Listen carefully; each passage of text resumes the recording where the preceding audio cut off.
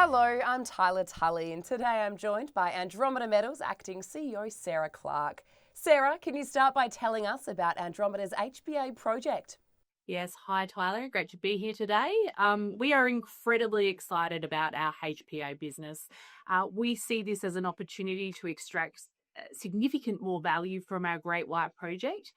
HPA, or high purity alumina, is a critical mineral. It is it has growing demand across future-facing industries. This includes things like LEDs, semiconductors, lithium-ion batteries, and high-tech ceramics. According to Crew, the demand for HPA is predicted to outstrip global supply by 127% by 2030. So this is in a high demand product, high value, high demand product. At Andromeda Metals, we are fortunate that we have a world-class kaolin deposit in our Great White project. And as a company, we've long believed that if we can extract the alumina from our kaolin and make a high purity alumina, this represents a major value adding opportunity for the company. So we've spent a number of years working with partners. We've been researching and understanding the barriers for developing an economic solution to produce a HPA from kaolin. This led to the development of a novel flow sheet to produce HPA. And in May this year, we had a breakthrough. We managed to produce 99.9985% purity HPA using our Great White kaolin as a feedstock and our novel flow sheet. So that was a fantastic result. Building on that success, we have now released a scoping study to assess the potential economic viability of that project as well. So what can you share about the results of your recent scoping study? Yes, so look, our HPA scoping study demonstrates the potential market-leading economics for this project.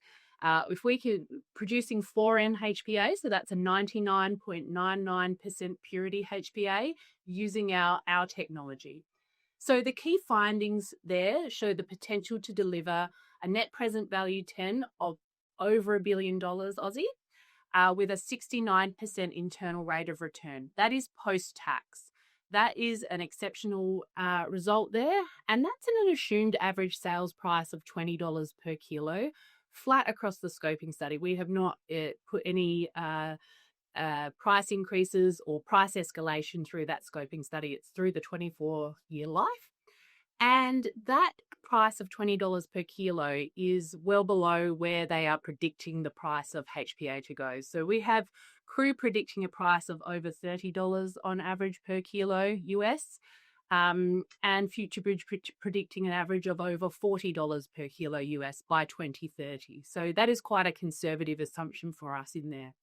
We also have market-leading capital intensity and operating costs per tonne of HPA, which are both significantly below other reported processes. On top of that, our carbon emissions are modelled to be 48% lower than the traditional aluminium alkoxide process. And that process is used in production of about 88% of HPA globally.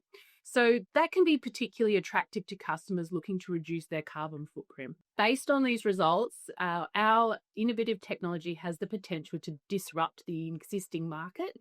So we can produce HPA sourced from our kaolin at a lower cost and a lower carbon intensity than the traditional processes, which is fantastic. And what makes your process different? Well, that's a great question. Why do we think we can succeed here?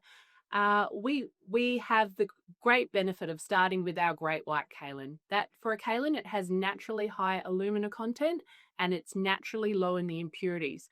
That reduces the complexity and cost of our process. We also use established metallurgical units that are to refine the aluminium oxide that are proven to work in other industries. That's a really important point because that reduces the scale-up risk for us. They're proven to work in other industries.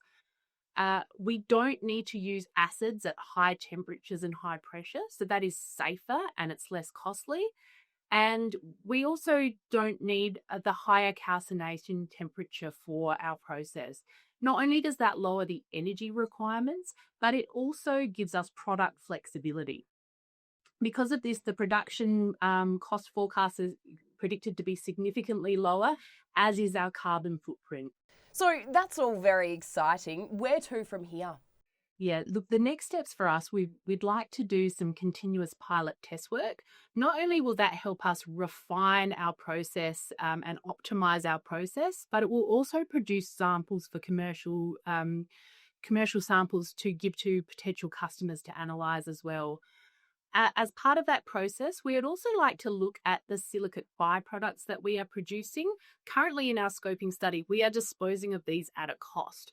But what we would like to do is analyze these byproducts to see if they can actually be reclassified as something of value that we can also sell. So that remains a significant opportunity for us. We will be engaging with customers with our samples, looking at the target markets, what market segments suit our product the best, and looking at our entry to market. And then we'll be looking at our development plan and our development pathway and future funding as well. So the scoping study shows there is an outstanding opportunity here for us to unlock significant additional value from our great white kaolin.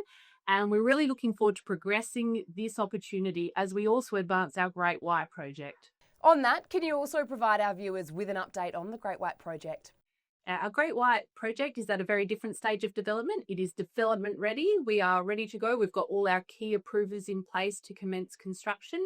That is our mining lease, our PEPA, that's our environmental approvals, and our EPA workforce approvals. We've got our binding offtakes underpinning stage 1A plus production of 100,000 tonnes per annum. We have our experienced project team in place ready to go. And we have our project funding process underway. So we have, as we've announced to the market, we've received credit approval from Merricks Capital for a $75 million debt facility.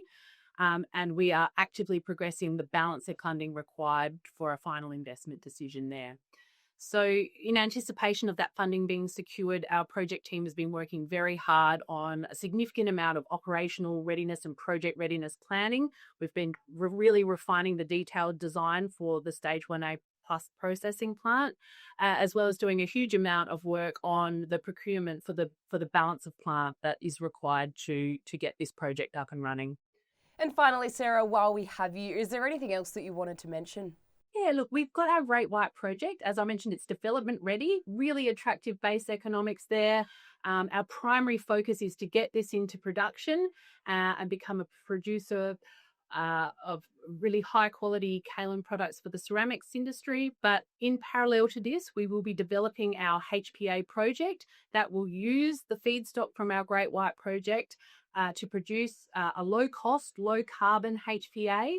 And, you know, really demonstrates the potential value of our clay here, not just in the ceramics industry, but also as a feedstock for a high purity alumina product as well. Sarah, thanks so much for your time today. Thank you.